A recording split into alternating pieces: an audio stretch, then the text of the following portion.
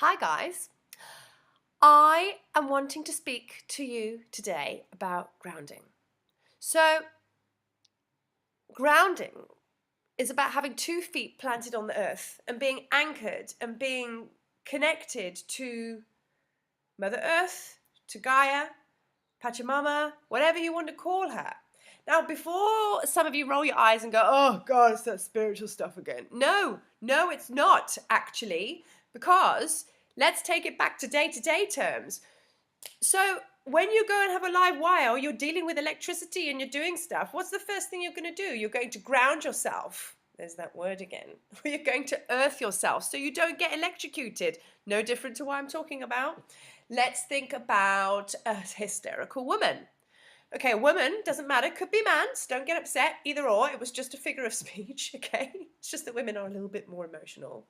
Well, I am anyway. So anyway, think of an emotional woman freaking out, absolutely losing the plot. You see in the movies, they come up and they give them a slap, and then they're all of a sudden like, come back to base camp. That is a really quick way to ground someone. I do not suggest it, okay? I'm not promoting going around slapping people because there are other ways of grounding yourself. I'm just using a day-to-day example that you see. Also as well, Winnie the Pooh. We've all heard of Winnie the Pooh. If you haven't, you've been living in a big, dark cave. So, Tigger and Eeyore. Tigger, who likes to bounce. I would actually equate myself to a Tigger kind of personality. So Tigger likes to bounce, high energy, all over the place, bit mental. And then you've got Eeyore, who is just chilled. Okay? Perfect example of an ungrounded personality. Perfect example of a grounded personality. So there we have it. You've got one that's bouncing off in the ethers, and you've got one that's really, really anchored to earth. So yeah, that is your examples of there and there. Now, what is important for grounding, and the reason I want to talk about it today, we are all working to be in our highest aspect, okay? We're all working to be the best possible version of us, okay? Shedding all of our density, getting rid of all the old, all of the rubbish belief systems to have new positive ones and be in our highest aspect, okay? Now, that you can pretty much call ascension. All these funky words you hear in the spiritual world, ascension. It's about being in your highest aspect. Now, a lot of us, especially the ones that do our energy practice every day, we work up there a lot. I know I have. I've been dancing around on my unicorn for many years, and I'm always in the stars, Arcturians, Palladians, whatever. I'm always with angels, ascended masters, whatever. But it all comes from up there. We always look up to the heavens, so we kind of forget about what's underneath our feet.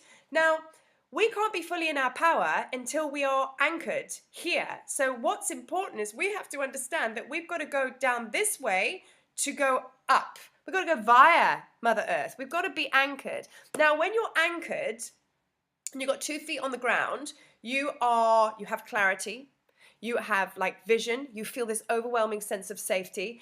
Even though life is going on, you feel really centered and present.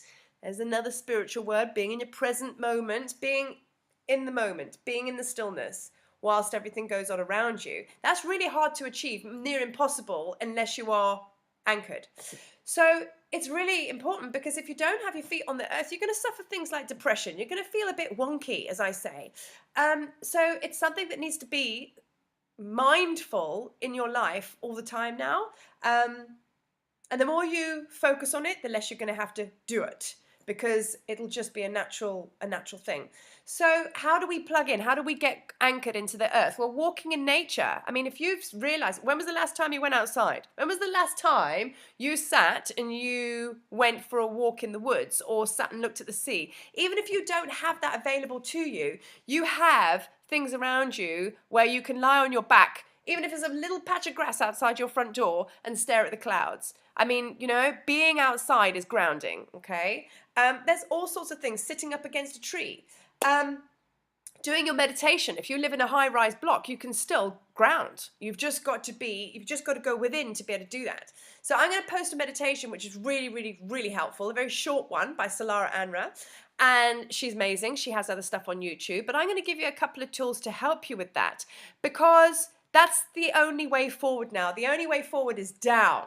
And none of us usually want to go there because we think, oh no, we need to just be high all the time. No, there has to be a balance. Everything is yin and yang. So, grounding.